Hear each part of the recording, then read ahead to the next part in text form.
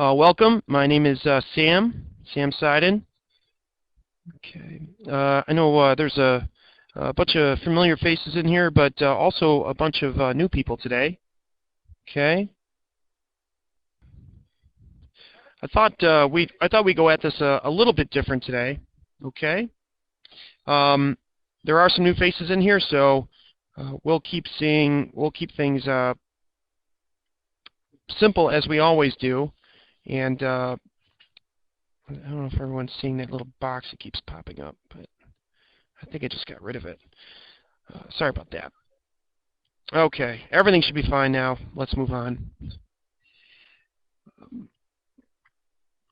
I'll tell you a little bit more about myself and in my past in just a few minutes. I think it's important for your understanding, but we'll do it in a few minutes because it'll help you out if we wait a few minutes. Let me just start out by asking everyone in here a series of questions.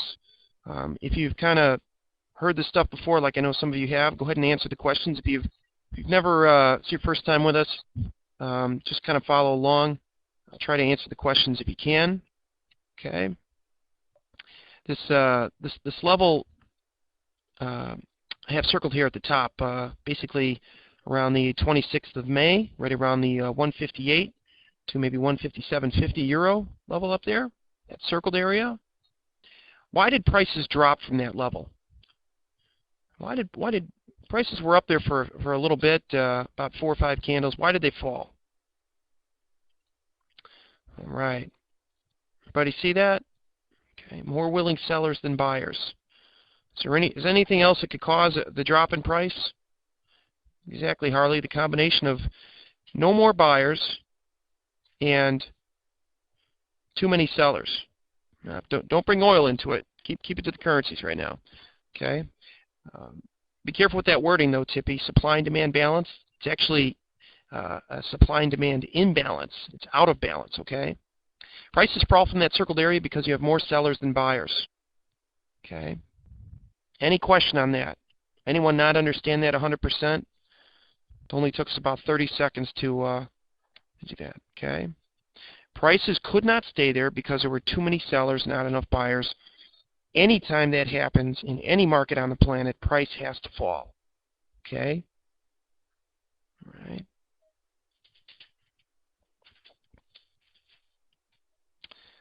Okay.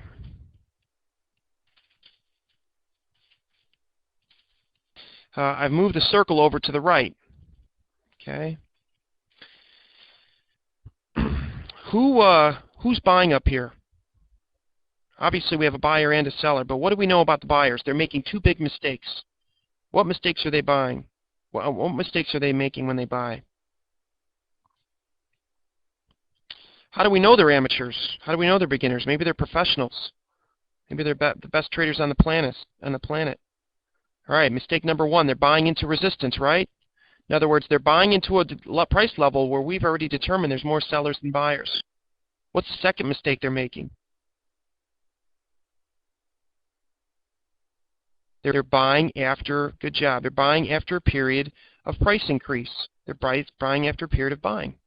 Okay, so they're buying after a period of buying into a price level where the chart tells us that there are more willing sellers than buyers.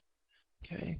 According to the laws of supply and demand, what are the chances that when someone buys after a period of buying and at a price level where you have more sellers than buyers, what are the chances that that buyer is going to be successful?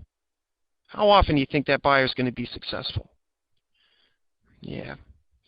You're probably right there. I don't know exact percentages, but very few times. They'll be right once in a while, but usually they're going to lose. Okay? All right. Exactly. And if we were all going to take a minute and develop the worst possible trading strategy, what would our buy signal be? It would probably be, if we want to develop a strategy where we're almost guaranteeing a loss almost every trade, what would our buy signal be? It would probably be to buy after a move up in price and right into a price level where supply exceeds demand, right? Can anybody think of a worse entry? Okay. So if we have identified the worst possible time to buy, have we not also identified the best possible time to sell? Does everybody see that? Okay.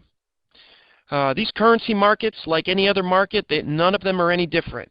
It's the people that understand and know what they're doing getting paid from the people that don't. Okay. Coming from my background, which is from the floor of the Chicago Retail Exchange, you see that every day. It's simply a transfer of accounts from the people that don't know into the accounts of the people that know. Okay. It sounds crazy to say we're going to buy after a move up in price and into a price level where supply exceeds demand. Yet you see it every day. The majority of people do it. Right? Thank God they do it. Okay? Because that gives us our very low risk, high reward trading opportunities. Okay? Any questions on that?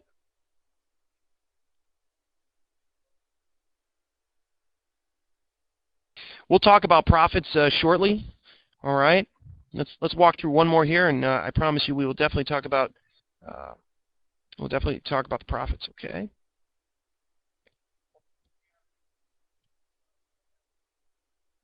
Let's run through another one here.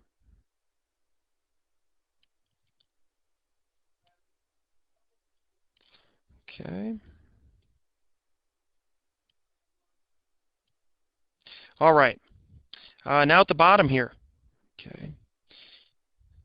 And we'll do some forecasting here soon, but let's look at the bottom. Early May, right around May 10th or so, that circled area. Why did prices rally from there? Okay. Why was there a rally from there? Don't worry, if you're a short-term trader, we're going to look at tiny time frames too. Everything we're talking about here is applicable in any time frame, okay, and in any market. All right, prices rally from that level. They can't stay at that level because demand greatly exceeds supply. In fact, the imbalance is so strong that you only get a pivot there. There's no basing. Okay, you don't have a number of candles like you did on top. Price can't stay there. It's not physically possible. The number of buyers greatly exceeds the number of sellers. In fact, you run out of sellers. That's why prices rally. Okay. To the right, when prices come back down to that level, okay. When prices come back down to that level, again, we have a buyer and a seller, but when we focus on the sellers there, what two mistakes are they making? Okay. Again, it's the same thing. They're selling after a drop in price and right into a price level where demand exceeds supply. Okay. No, you don't always look at a daily chart, this question there. Any time frame. Doesn't matter at all. We'll go to the smaller time frame shortly. Okay. One of the reasons why we're starting with a bigger time frame, and this might be a little bit big, I'll do a combination of active trading and more swing trading. I manage accounts, and for that I'm doing mainly swing trading. Okay, and I'll go off these bigger time frames. I also write some of the letters, a letter for Online Trading Academy, and not all that long ago, a few weeks ago. Actually, it wasn't even that long ago. That high up there at right around 57.50. I put that out in the letter suggesting that the euro was probably going to drop and you should probably be buying the dollar against it. And it was just for that reason right there. I've been getting emails on it, so I thought I'd throw that out there. Okay. But again, this is all about identifying the very novice trader. Okay. Because the way these markets work and the way these candles are created, okay, right? It's simply people entering the market that are trading based on emotion and the wrong set of rules. Okay. Providing income for the traders that trade based on logic and a very solid set of rules that are based on the objective laws of supply and demand. Okay. All right. We'll bring it down some time frames. Okay. You want to we'll talk about these candles in a little more detail as we go to the smaller time frames.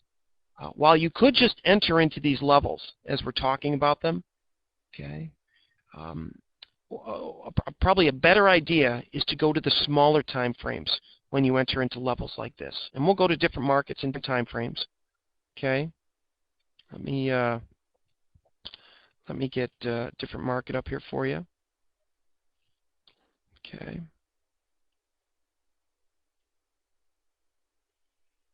And some smaller time frames. I don't think this is the market we were looking at, so 1 second.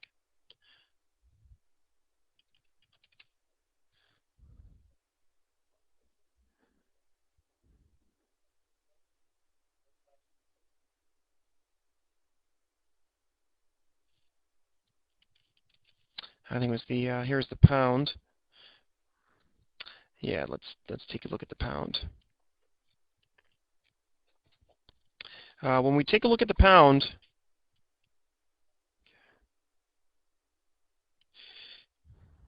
1 second, let me get this up for you. Okay. Here is the British pound against the dollar. There's a daily chart. We could bring it down to a smaller time frame.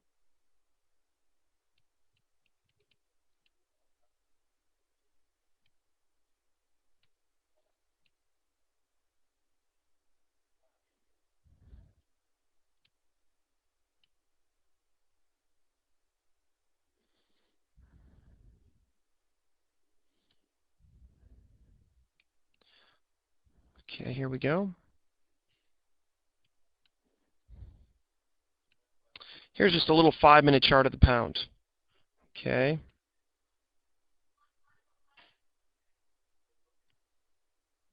All right. Let me just get to this question here because it's so important. It's kind of the basis of what we're gonna. I was kind of going to lead into what you're asking there. All right. Everybody see this question here? There's plenty of candle patterns, different names, such as shooting stars and engulfing. How do you interpret them and define them and all that?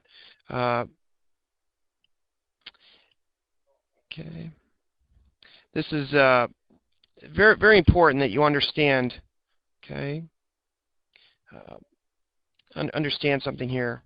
Okay. Let's blow this chart up a little bit. All right. And let's find some of these patterns. Okay. You have to understand, first of all, with any, this is very important. I was actually going to lead into this, but we can just jump into it right now. All right. With all the candlestick patterns, the engulfing bars, the haramis, the dark cloud covers, the shooting stars, the doji candles, okay, all those things, you have to be very, very careful.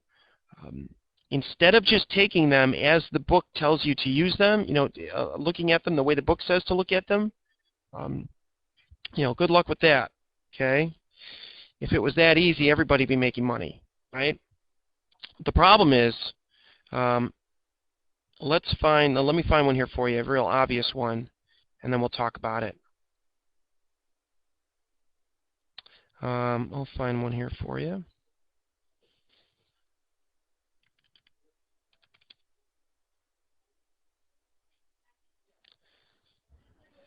Okay, let's go to all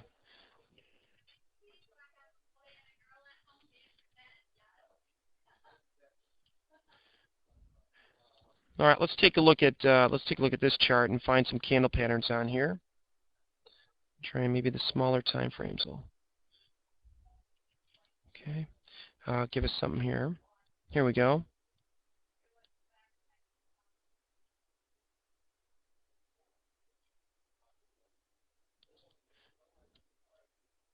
Okay, excellent.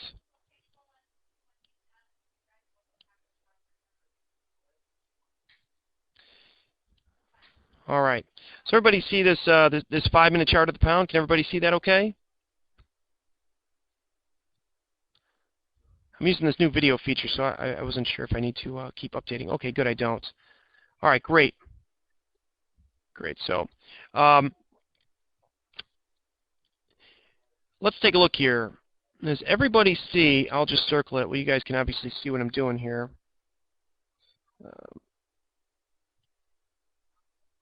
Okay. These two candles right here. See, we have a little engulfing pattern right there. Right? Would everybody agree with that? In other words, you have a green candle. It's not really engulfing. It's kind of an inside bar, I should say. I'm sorry. Okay. All right. There we have a green candle followed by a red candle that's inside the green candle. That's a bearish pattern in every candlestick book. Okay. And if I was writing a book on Japanese candlesticks and all the patterns, I would probably use this as an example. Right? You've got the green candle up, the red candle in the middle, the red candle right after it, and then prices move down. It's a bearish setup. This is an inside bar.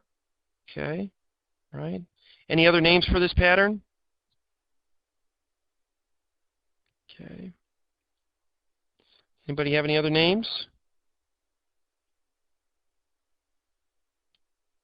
All right. Well, we can just stick with this. Okay. Now, this looks like a very bearish pattern. All right. If you took a look at it, yeah, who said harami? Does everybody know what a harami is? Okay. Now, just focus on this here. So here you have a nice little reversal pattern, right? It's in all the textbooks. Okay. It's on a 5-minute chart here. Now, what happens if I do this? Do we have that pattern there anymore? Pattern's gone, right? Okay. Okay. The inside bar, yeah, it's definitely a bearish pattern. It would have been yeah, a little more bearish if the red candle would have engulfed the green candle, but it's okay. All right, we'll look for other examples. But notice when I change the charts, the pattern goes away. All right. And if I change it to another time frame, well, that's a little bit too small. But let me scroll back. Well, you're not even going to see it there on the 1 minute. Right, on the 10-minute there, the pattern goes away. Right, if you go back to the 5-minute, the pattern's there. Okay, so if the book, this is what the book is not going to tell you. Every page just shows you these perfect patterns. The one thing they don't tell you is as soon as you change the time frame, there's no pattern there anymore. Okay, if you're so focused on doji candles, okay, you can see prices are turning lower here, over to the right. Okay. We've got a doji candle up there, pretty much a doji candle. The open's almost the same price as the close, right? You could probably consider that a doji candle. Okay. Right, but as soon as you change the time frame, there's no doji there anymore. Okay. Yet there are books written, strategies written about doji candles. Okay. As soon as you change the time frame, the pattern's going to change. Okay. All right, so you have to be very careful with that. The next thing you want to do is, so that's point number one. Make sure you understand that when you change the time frame, you're going to change the whole picture is going to change. All right. So be careful with that. The second thing is you need to look at these patterns and understand these patterns much deeper than just being able to identify a pattern and knowing the definition. You have to understand what is going on behind the scenes. Okay. Let's take a different market here. Let's take a look at the dollar index. How about that?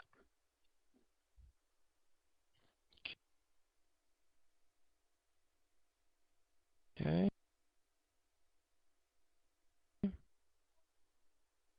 That up. Let's go to maybe a bigger time frame.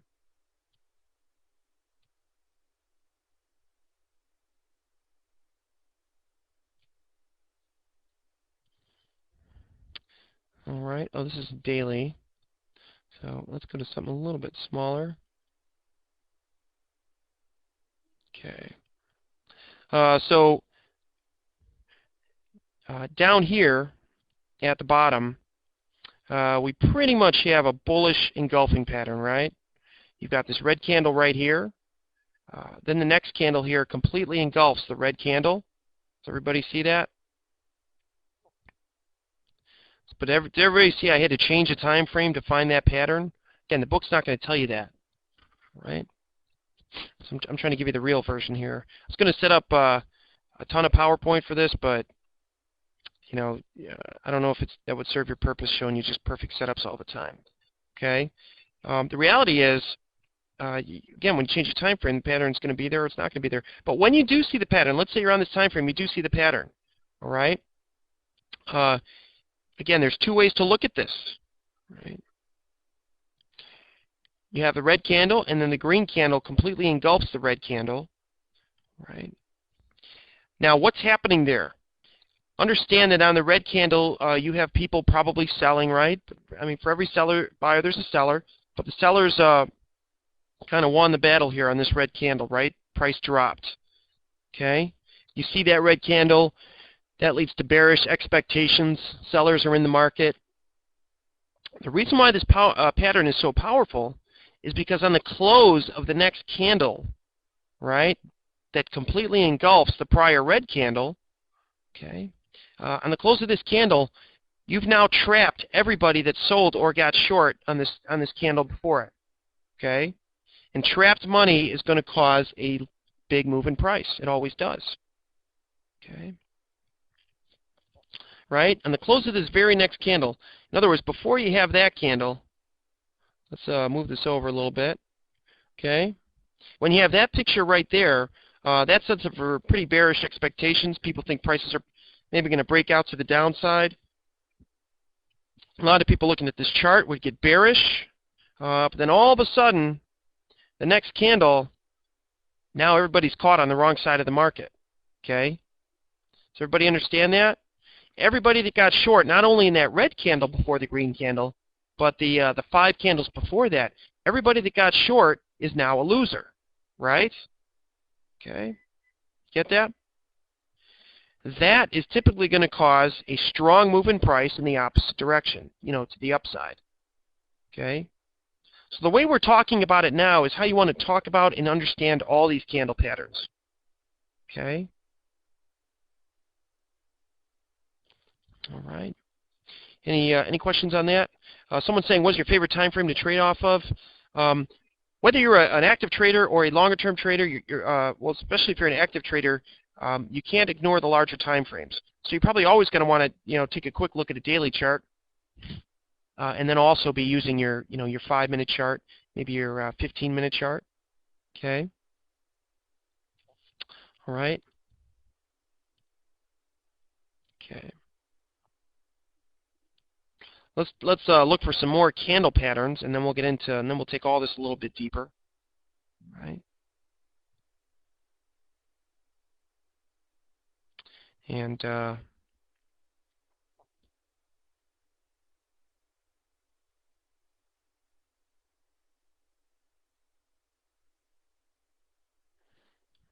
okay, let's take a look here.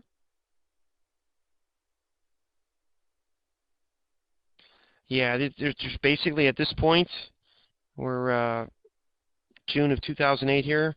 There's basically a name for every possible candle on that you could see on a chart at this point. If you search on the internet enough, you'll find a name for every single candle. Okay, and this is a very difficult way to make money. It's just you know, going about it like that.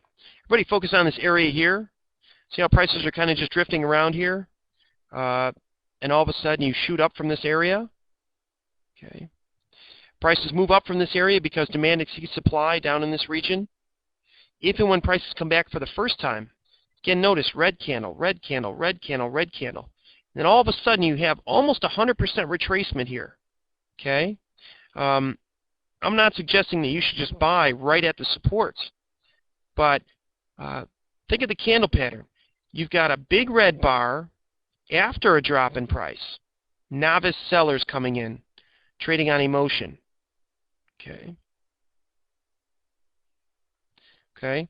Again, big red bar after a series of red bars. That suggests novice traders coming into the market. Into a support level, then you get nearly 100% retracement of that candle, and then you're just basing sideways. You don't know that this exactly is going to happen, but most of the time you're going to trade higher from this picture right here into support. Okay.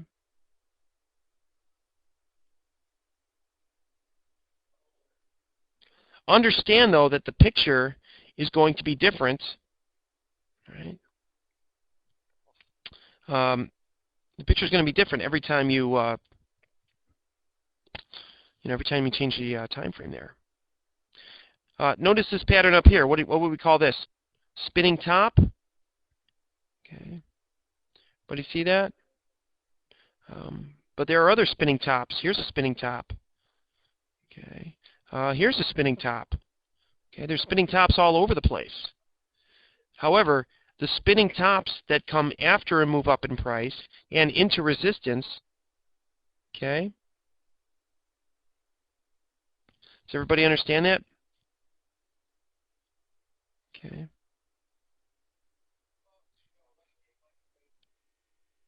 All right. Let's take a look at a different market here.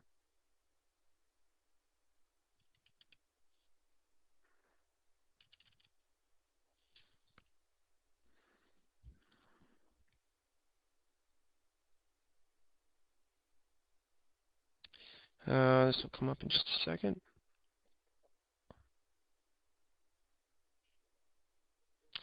Okay, here's a market that looks like it's kind of stalling out. All right, I just scrunched the screen to see what it's coming into. Let me blow that up a little bit. When I put my my cursor on the chart here. Okay. Does everybody see prices right now are kind of stalling out? You've had a number of red candles, but look where they're stalling out at. Right? You've got a pivot low, but this is also the origin of this strong move up in price. Okay. Okay. So when we focus on this area now and look at the candlestick pattern, we see you're not dropping as strong as you were. Okay. You're now starting to get maybe a little doji or spinning top in there. Okay. If we switch the time frame, okay, that might be. Notice here, right? We already know in the big picture we're down into a support level, right? We already know in the big picture we've had a significant drop in price already. Okay, so now that we're down in that area, look what's happening. Every time you get a big red candle down, what happens? It comes right back. Big drop, comes right back. Does everybody see that? Again, it all comes down to look at this stuff for what's really happening, understand what's happening behind the scenes with the order flow. We'll talk about that in a minute. And not just looking at these candles patterns, being very mechanical, like we have a doji, time to buy, or buy this time to sell. That's not how it works. Okay. Here's the different time frames.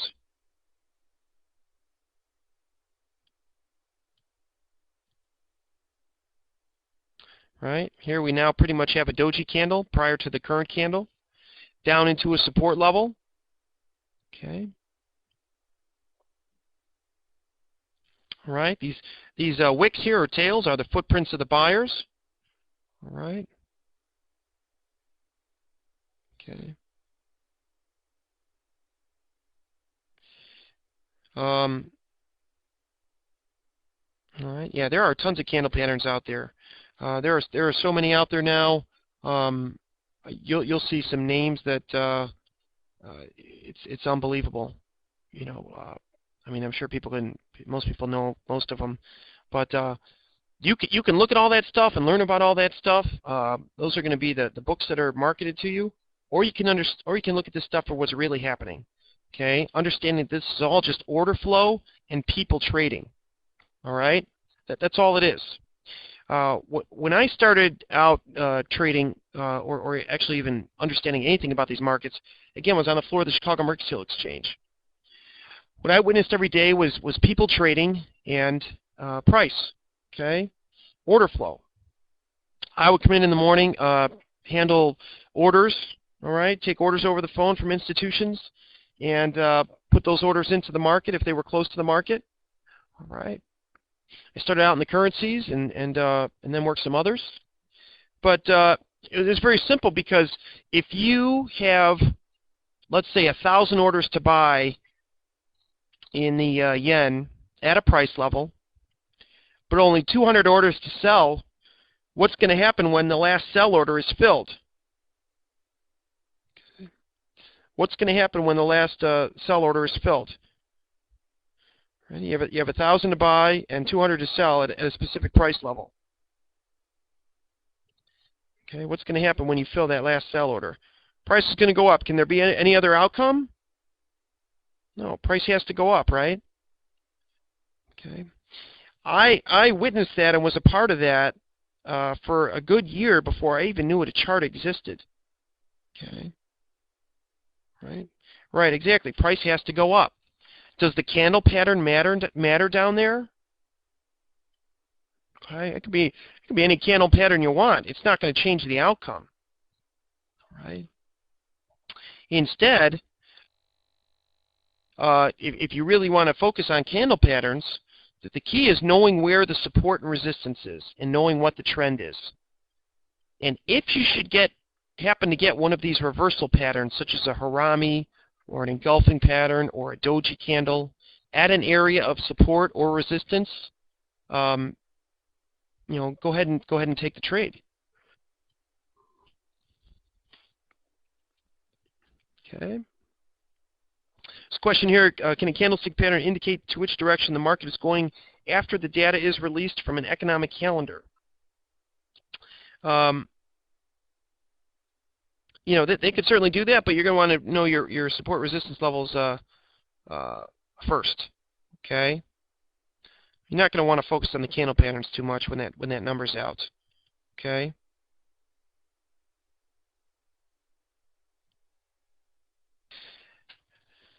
Yeah. Okay. What you want to focus on, here's the key. The key to analyzing any chart is focusing on the price levels, focusing on the areas on a chart where price was not able to go. Understanding why price was not able to go there. Okay, the answer is always going to be it's because of a major imbalance of buyers or sellers.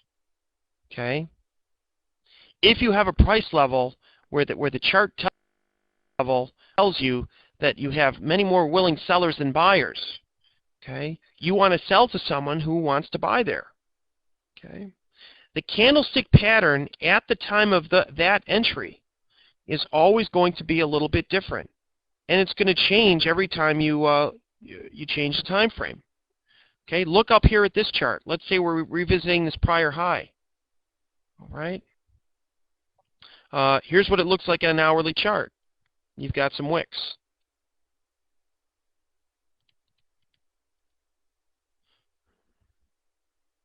Let's blow this up here. If we go back, this double top. Okay, that's what it looks like if you go to a 10-minute chart. Okay. Okay. Yeah, the reason why the chart is so great is because all it's showing you is people that have basically placed their bet in the market, right? Okay. All right. But I can tell you from experience, the people that you see that are just experts in the specific candle patterns, right, and focus solely on that, I can't sit here and honestly say I've ever seen anyone make money just doing that. Okay? Does everybody understand that? I'm just here to help you trade. I don't. I have nothing to sell you or anything, so I'm going to give it to you straight. Okay. Yeah, the candles are the footprints of the buyers and the sellers. Okay. They help us determine where turning points are going to be. Right. Let's look at another market here. The euro yen, we're not getting too much movement here, but that's okay. Let's put a little line in here. This is one we were looking at earlier today. Oops. Okay. If we're focusing on this area here, prices drop. We revisit that area. Okay. Prices drop again. But notice the strong drop in price. Okay. Okay.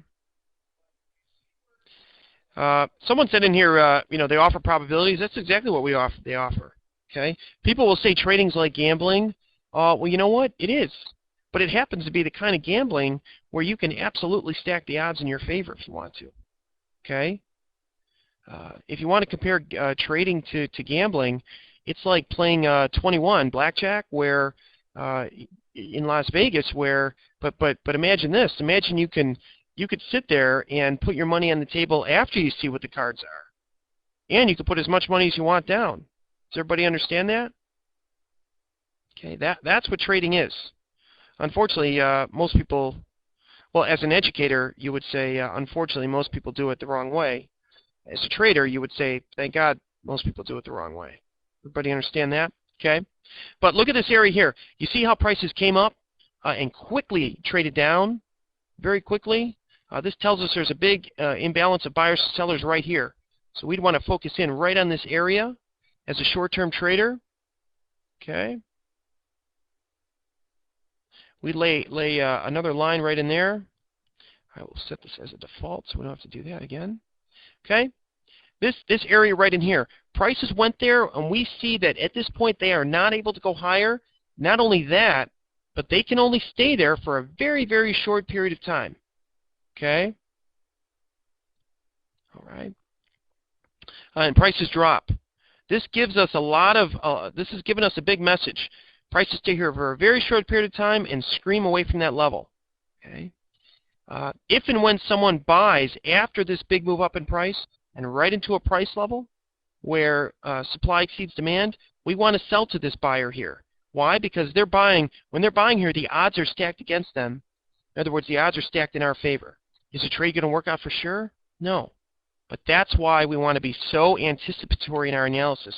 We want to predict with a high degree of accuracy turning points. Okay? All right. Okay. And you want to sell to this buyer because, again, the odds are stacked against them. Okay? All right. It's a good question here. Someone's asking, how do we know as traders when there are 1,000 sell orders and 200 buy orders at a given price? Okay? While you will not know those exact numbers, the beauty is you don't need to. Okay? All right. Let's take this area down here. We could switch the time frame so we see maybe get a different look at it. Doesn't matter to me. You could pick the time frame if you want to. Let's keep it at this. Let's focus on this area here. We don't know exactly how many willing buyers are there. You know, maybe it's 1 million, maybe it's 100 million. Who knows? Well, I shouldn't say who knows, but the point is we don't need to know those exact numbers. Why? Because the chart is going to tell us that. Okay. Market depth. Everyone talks about market depth and volume. You don't need any of those things. Okay. I've been trading with very good results for a long time, and you don't. You know, everybody complains about no volume in forex. You don't need it. I don't even know what volume would do to help your trading. If anything, it's going to hurt your trading. Okay. Let me walk you through this so maybe you can understand. Again, notice how short of a period of time prices stay here, right? Okay. They come down to this price level, whatever it is. Okay. And then they take off like a rocket, right? That's not just a gradual rally. This is a strong move up. Okay. Why does that happen? Okay. Given the fact that, now focus on these two things. Focus on these two things. First of all, prices can only stay here for a short period of time. Now I have this on a 30-minute chart, and prices don't stay here very long. Does that suggest a strong supply and demand imbalance or a small supply and demand imbalance? Which one? Strong. Right. Nice job there. Okay. right? Prices are only able to stay there for a short period of time. It's because there's such a strong imbalance of buyers to sellers. Point number 2. Now follow along. Prices move up so strong from that level. Given the fact that you have such a strong rally as opposed to a gradual rally, does this picture here tell us, the strong rally tell us that there's a strong imbalance, a big imbalance of buyers to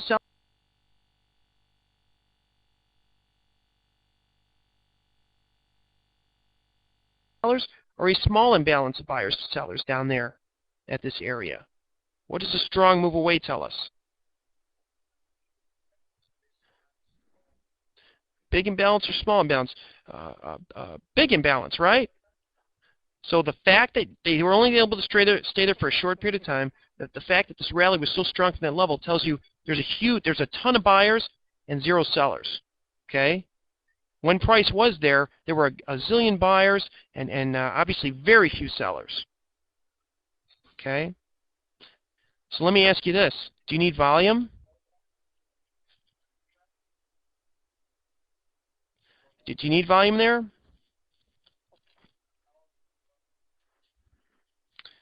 Okay. No.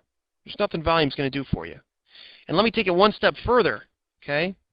When given the fact that the imbalance of buyers to sellers is so big, if we were able to see volume here, what do you think it would be? You think it'd be big volume or small volume?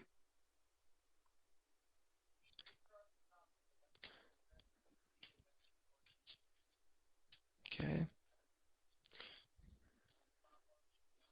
By saying big volume?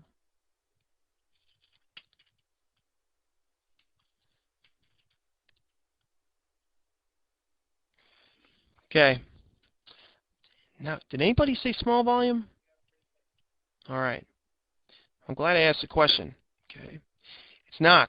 A picture like that is almost always going to have small volume. Okay. And why is that?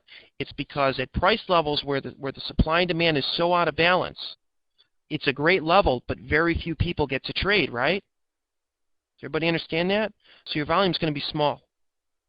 Most people look for high volume areas on a chart. Okay. Does everybody understand that? The fact that price only trades there for a short period of time and screams out of that level suggests a big imbalance of buyers to sellers. When the imbalance is so great, and again, I saw this every day. I was a part of it on a trading floor by being on a desk, an order flow desk. Very few trades take place.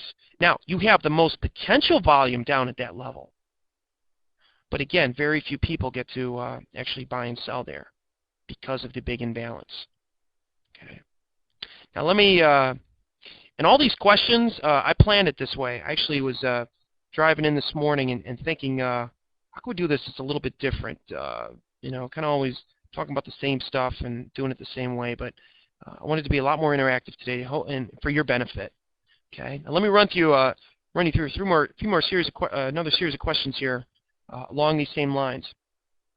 Very, very, very important here because what I'm going to tell you, most people, in my opinion, at least the people I come in touch with, what I'm about to talk about, see this exactly backwards.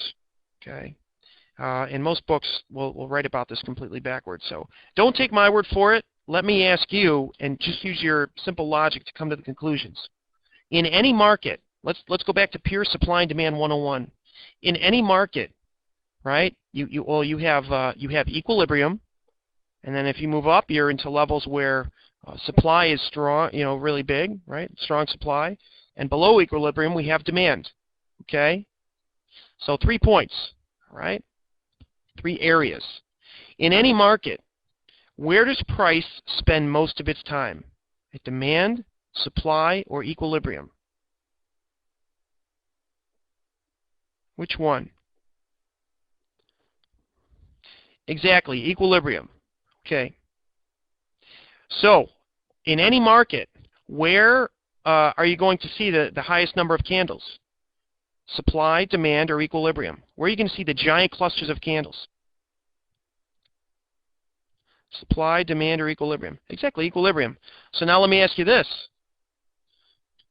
In any market, right, where is the highest amount of volume going to be? Supply, demand, or equilibrium? Exactly, equilibrium. Here's the most important question I'm going to ask you. Is there trading opportunity at equilibrium?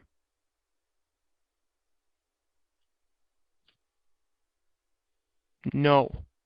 And that's where everybody gets it wrong, because we're humans. We're visual. Okay. There's no trading opportunity at equilibrium. Very little. You can buy and sell as much as you want at equilibrium. Okay. Everybody focuses on the price levels with the zillion candles and where all the volume is. Let them. Okay. That's not where your trading opportunity is. The further you get away from equilibrium, the greater the supply and demand imbalance. But when you get out to those levels where the trading opportunities are great, where your profit margins are enormous, okay, the further out you get fewer candles and less volume. Fewer people get to buy and sell. That's what you need to be looking for on these charts. Okay. All right. Okay. All right. Is that helpful? Did everybody understand that?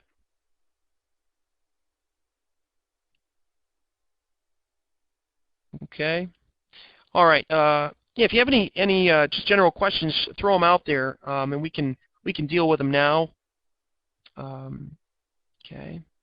The way that we're talking about it now is very different than just saying, here's a doji candle short, here's a spinning top, buy or sell, right?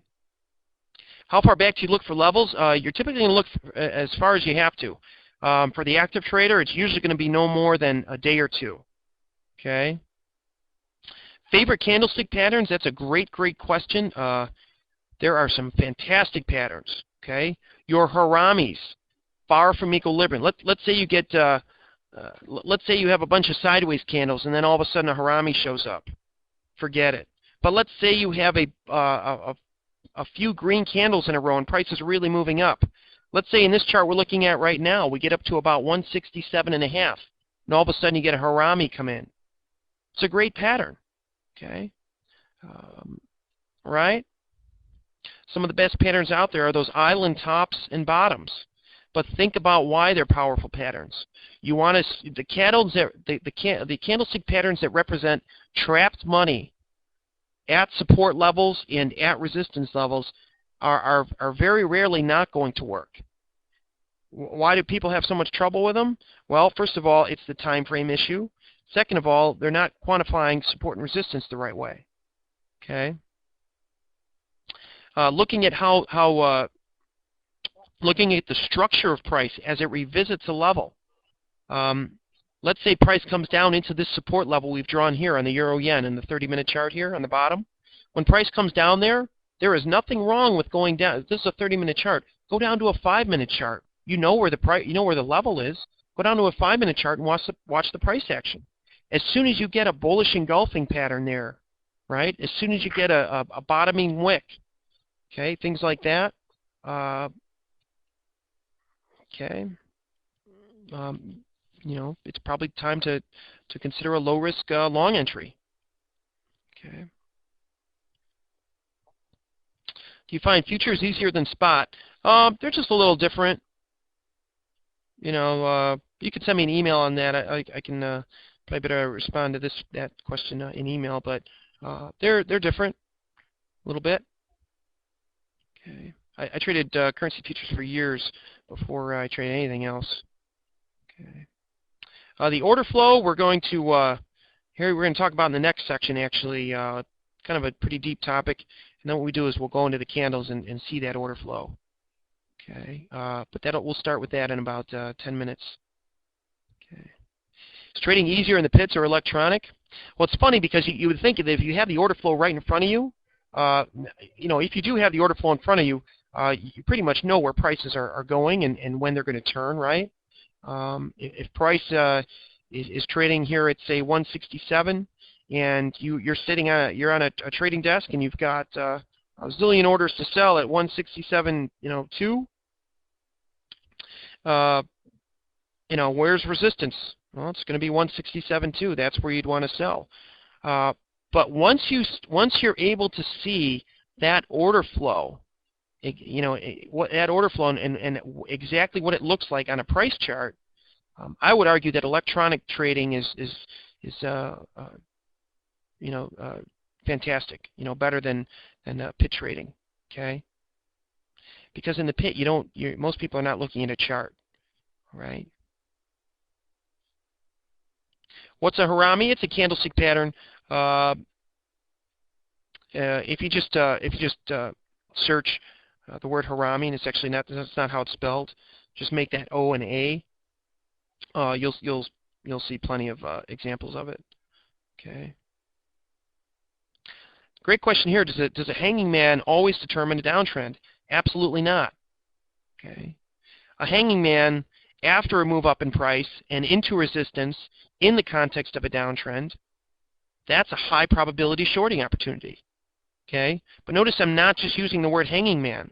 It's got to be in the right place, and it's got to show me that a novice buyer is buying after a move up in price into resistance, which is a price level where there's more sellers than buyers, and in the context of a downtrend. I want to make sure that the person I'm trading against is making a very, very big mistake. So don't take every hanging man that you see. Take the hanging man that represents the novice trader is coming into the market.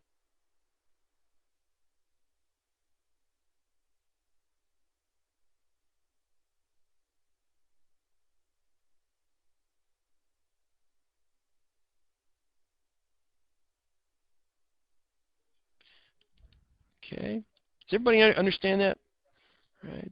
It's hard to get all that out in just a little 45-minute or hour session, but do my best. And again, we're going to be back here for another hour. Okay.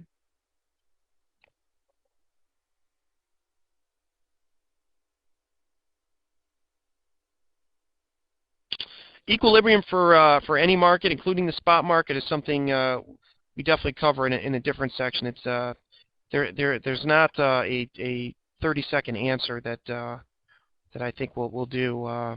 Very, very precise how we do it, but it really is so important.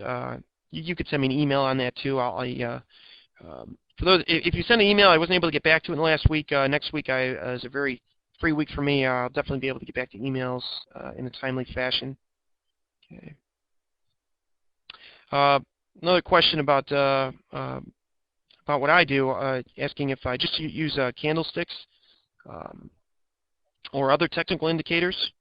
Okay, I just use candlesticks.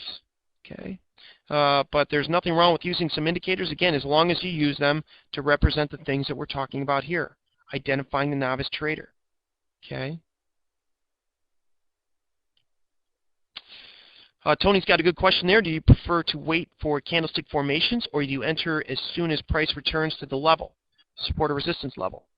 When price gets to the level, you definitely want some confirmation. In other words, go down a time frame and look at the candle, look at the price action. Watch the candlestick formations there.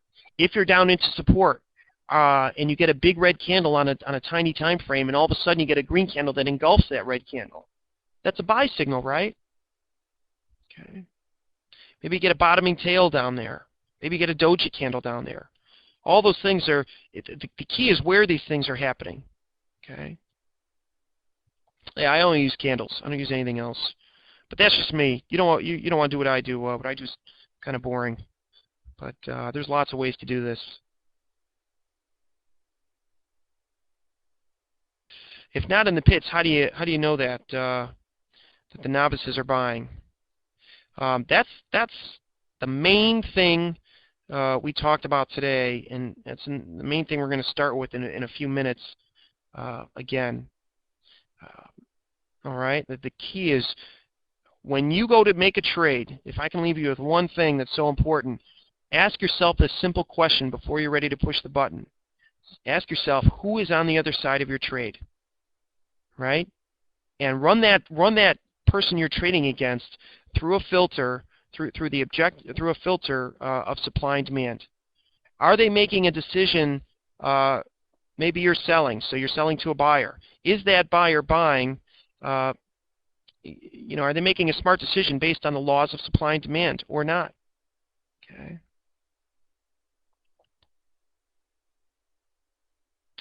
Candlestick patterns on a 1-minute chart are great, but again, you have to know where price is at in the big picture. Don't just do anything off that 1-minute chart.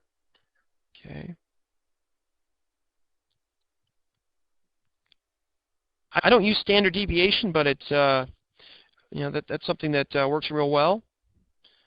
Okay, if you use it properly. It's not that larger time frame candles are better. It's that if you're going to be a short-term trader, Boyke, let's just say, I think it'll be there in the next session too, but let's just say you've got a nice little buy set up on a 5-minute chart. Well, what if in the larger time frame, maybe in the daily chart, that little 5-minute buy setup is happening right into larger time frame resistance? See what I'm saying? Just make sure you're not buying right into bigger time frame resistance. Make sure you're not shorting right into bigger time frame support. Okay.